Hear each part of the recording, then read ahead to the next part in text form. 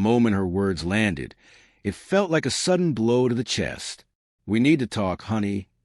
How many men have had their world flipped upside down by that one sentence? How many couples found themselves unraveling after hearing it? "Sure, Sophia. What's going on?" I replied casually, barely lifting my eyes as my wife of 14 years walked into the living room. But then I noticed him. A young man stood beside her. My attention snapped to him immediately. "And who might this be?" I asked, my voice edged with annoyance. Sophia hesitated, visibly tense. "Brian, this is Ben. He's part of what I wanted to talk about." I looked between them. Sophia, still as beautiful at 36 as the day we met, and this guy, who looked like he'd barely graduated college, maybe 23.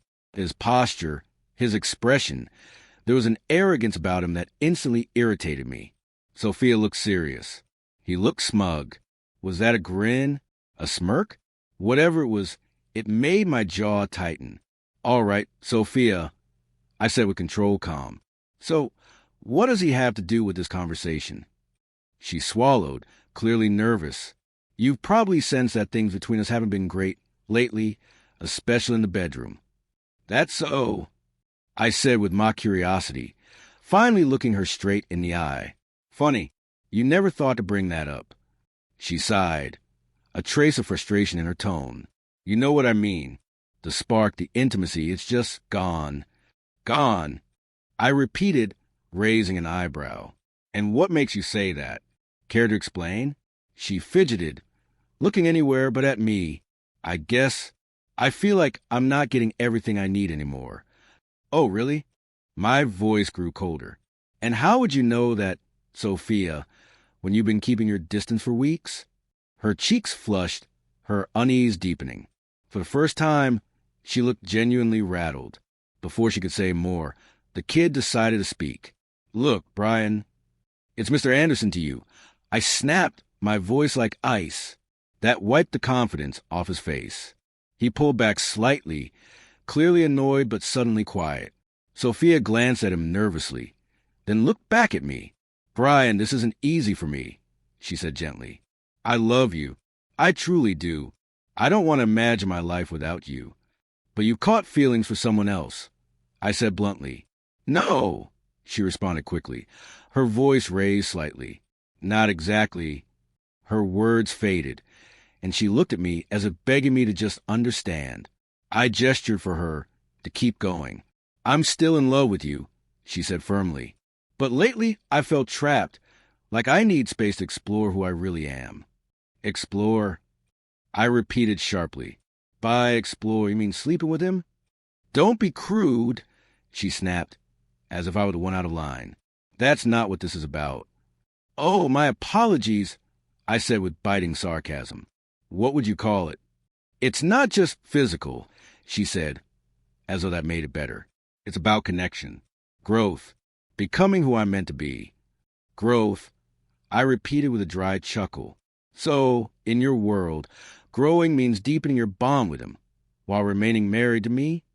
"You're making this harder than it has to be," she sighed, exasperated, like I was the problem. "What exactly are you asking for, Sophia?" I asked, refusing to let her dodge it again. She hesitated, then gave Ben a quick look. He nodded slightly, encouraging her. Finally, she spoke. "We were thinking maybe we could stay married. Nothing would have to change between us. But I could also see Ben just a few nights a week." I stared at her, stunned. "You seriously think that's a reasonable suggestion?" "Yes," she said, standing taller now. "I'd always come back to you. I'd still be here for breakfast." "How generous," I said dryly. "With your support," she continued, her voice suddenly filled with hope, "I could finally grow into the woman I'm meant to be." "And I'm assuming this version of you includes Ben's help too?" I asked coolly. Her smile began to fade. Meanwhile, Ben was glaring, barely hiding his irritation. "Brian, please," Sophia said, stepping closer.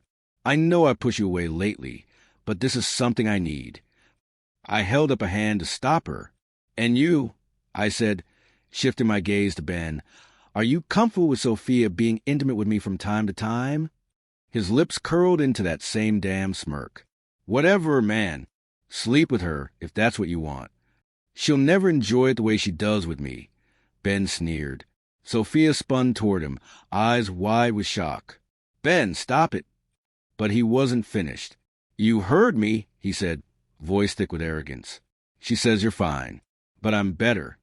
I let the insult float in the silence for a few moments before I responded, keeping my tone calm and unbothered. Interesting. I said, coolly, that's nearly word for word what Linda said. About you. The air shifted instantly. Sophia's mouth dropped open. Ben's face twisted with sudden fury. Don't bring Linda into this, he barked, stepping toward me like he meant to swing. Too late, I replied smoothly. She's already involved. Ben lunged, his fist ready, but Sophia grabbed his arm, clutching him with all her strength. Don't, she cried, panic in her voice. Please don't do this. Let me go, he growled, trying to shake her off. I'm going to make him pay. Ben, stop, she pleaded again, holding on desperately. And there we were, 3 people tangled in chaos. A scene dripping with betrayal, fury, and heartbreak. Yet through the noise and emotion, I felt something else. Clarity. Let them rage. Let them self-destruct. I'd already made up my mind. The end of this chapter was already written. Touch me, and you'll regret it, Sophia warned Ben, her voice trembling. She wasn't wrong, not completely. Sure, I had at least 15 years on the guy. And yes, the gym had done wonders for his body, but I wasn't some aging pushover. I'd built a successful construction firm with my bare hands and earned my place among some of the toughest workers around. I could take care of myself. Ben paused, reevaluating. His anger simmered beneath the surface, but he stepped back. Smart choice. Another time, maybe. I wasn't done yet. Sophia finally broke the thick silence. Her voice was low, tight with emotion. Why would you bring Linda into this? She has nothing to do with it. I gave a shrug, acting indifferent. That wasn't me. She reached out about a month ago, told me everything. About you. Sophia's face contorted in disbelief. But the real fun was watching Ben. He looked like someone had just yanked the floor out from under him. He didn't know.